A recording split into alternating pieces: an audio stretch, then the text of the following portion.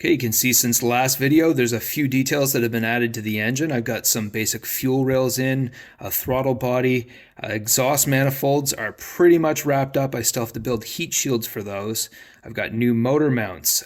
Probably what you've noticed the most is the coil packs are now mounted to the driver's side valve cover. I've been picking away at this design in Fusion, so the bracket and the coil packs are all scratch built. They're held on with 1.5mm scale hardware. They also have a 1mm pass-through for wiring to make it easy to wire all the coils later on. So I'm going to get this drilled out, I'm going to get it attached to the passenger side valve cover, get it installed, and I'll show you what's next. Alright, you can see I've got the coil pack assembly bolted in. I've also used some metal hardware from a Tamiya High Lift. This is the leaf spring bolt.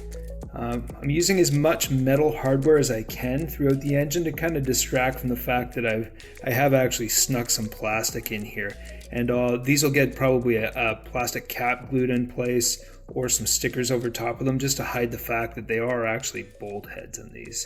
So I'm going to get this mounted on this side and show you some of this bumper that I've got bolted up here. Now, of course, a lot of these will get all cleaned up later on. It'll all come back apart. I'll do a final sand and a final paint job on them. Once I make sure all the wiring slides into place properly. Out front, I'm using a bumper. It's from Axial. It's quite affordable. It's about $15 US, so it's pretty much the cheapest part on this truck so far.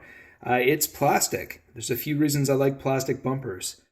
One of them is that plastic, when it scratches black.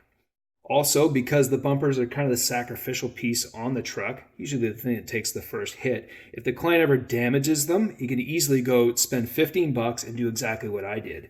And that's trim the ends down, use parts of itself to glue back in, trim the back so it's straight. I reinforce the inside of the bumper to get rid of some of the flex and some of the distortions that you sometimes get in these bumpers. And I made a couple quick trims so I could put a 9,500 pound winch, scale worn winch from RC 4-wheel drive, an aluminum fair lead, a Viking safety thimble. Also these are kind of a nostalgic piece from GCM Racing, and what they are is a mount for Chris's old bumpers. Chris used to machine Delrin bumpers, and these would actually pass through them and give you a threaded mounting location from the back, but it also gave you really sturdy D-ring tabs. So you could actually go and use D-rings on a bumper without them ripping out. Kind of hard to find at the time. So I'm using these on the front and also on the back. I'm also using the factory Axial light lenses because, well, they look pretty good so far. I think you'll agree that the little details in the bumper will almost disappear once I slide the body on this thing.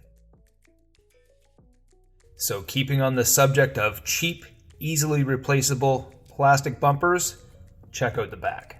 I've been gradually picking away at the 3D rear bumper design, and it's coming along okay. I'm happy with it so far. I've got some lenses recessed in here. They're from a Tamiya semi-truck. They've been reduced. I've got some refinement to do in here to make sure that the holes are in the right spot for the LED lights.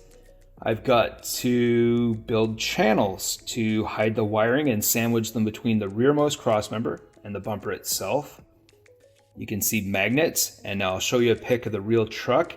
You can see that it's got a swing out tire carrier and jerry can holder. So I've still got some designing to do to make sure the pivots go in the right spot, to build the carriers themselves, and to make sure they click up against the magnets okay. That should take care of many of the updates since last video, but let's get to what we're really here for today, and that's showing you this body. The valances, the fenders, the side panels, the quarters, all have made appearances in previous videos. They've been in red oxide primer until today, but now I get to drill down and show you guys some of the finer details that Richard built in before he sent it up here for me. Aside from dry fitting it to the frame for measurements, using it in videos, this has been in a special box the whole time with supports glued in. Try to keep it straight, to try to keep it from warping. However, there were a couple spots that did tweak right here and back here, and it took almost an entire night of measuring, cutting in some spots to make sure it was true before I committed to the floors. There's some changes to go over, including the floor pans and the firewall. This body had been untouched up until pretty much last week. It's how it arrived in 2012. And yeah, I said 2012.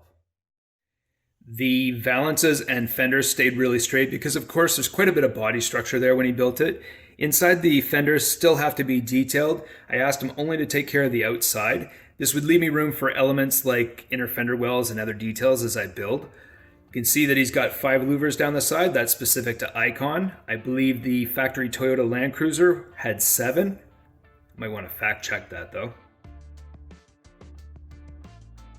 While I have you up here, I'll show you the hood. This is vacuum formed, then detailed with styrene. You can see the louvers are in, the structural bits are underneath, and he had to build this stuff just to make sure that it stayed straight, also to take measurements for other things. But he left some extra material all around the edges, so then when I went and did the hinges, I could go and clean up my panel gaps a little bit. Next up is the windshield frame, and however basic it may look, still a lot of attention and detail goes into just making sure the angles and the proportions are right on the truck. I think this is the box for the power wipers, I'm not sure, but these little guys will go really good with this later on. They're a metal wiper arm. They've got a rubber blade, and they even have a spring that you add on to keep tension up against the windshield. So these will look really cool once it gets finished up. There'll be a nice detail on there. So I gotta say, the thing I'm probably most impressed with this body is the way that these doors fit. He has these things tight enough that just the pressure alone holds them within the jambs. They're just sitting there. Now, there is enough material left on here, much like the hood, that I can go and work the panel gaps later on, but there's plenty of work to do with this. It's nice to have some adjustability. I have to work these 2 pillars, and these 2 back here as well, quite a bit because they did distort while it was sitting over time. But I have to work magnets into this because these are intended to be opening and closing doors. And I'm sure as hell not gonna build miniature latches for this. We're using magnets. So that will give me a chance to work some structure into these sections. Icons, if you don't know, also have a hard structure around the 2 doors, even though they're soft tops. This will also give me a chance to kind of go and tidy things up, button things up, make sure everything is as close as I can get it before I go and start working the roof into this truck. Originally, we had intended for the fuel door to open and close as well. Unfortunately, there's so much stuff to pack in the back of this truck that something had to give. You can see that the wheel tub on the passenger side interferes with the door, so unfortunately that work was for naught, but I will say it was equally as impressive as the doors. It held itself in place, just like the tailgate's doing right now. You can see the tailgate has some modeled handles on it, and it will open and close. It also has a really cool special feature. Richard noticed a storage compartment in the tailgate in the videos, so he decided to add one, and now I just have to add hinges and figure out how to make it stay closed. Okay, we're almost caught up on the body work. I was just thinking back to the second night that this body was being built in 2012. The power went out at Richard's house, and he was actually working by candlelight. And well, in hindsight, I guess I could have had you pace a little bit, maybe a different schedule at the time, so sorry. I want to thank Richard Lutz again for his work on this. I was thrilled when he decided to take on the commission for the body, and I can't wait to see what I can do with it next. What I'm up to next is I'm going to tear this down, and I'm going to show you how the 2 floor pans work together. Okay, so my idea of having the 2 panels for the floors in the midsection of the truck is to hide magnets underneath there. There's going to be about 8 of them that are going to hold the body on and keep things straight. Also, it makes a really nice spot to run wiring through. I really intend for all the electronics to be bolted to the chassis of the truck. So if you ever have to take the body off of this to do anything or to change the battery, you just have to unplug the light harness, take the body completely off, and that'll be that. All the electronics will be attached to the chassis. At least I hope so. So hopefully this gave you a good update. I've got lots more in store next time. I'm going to work on inner fender wells for the front, and then I can actually finally start detailing this chassis. I'll see you next time. Thanks for watching.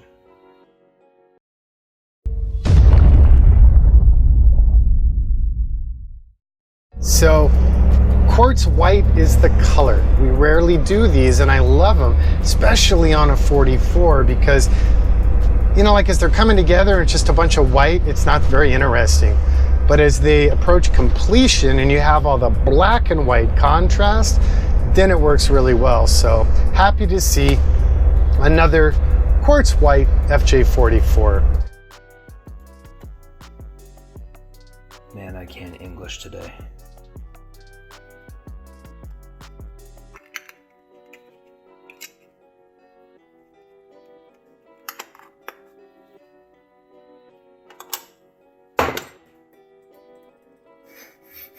Oh, f***. Come on, that one was perfect.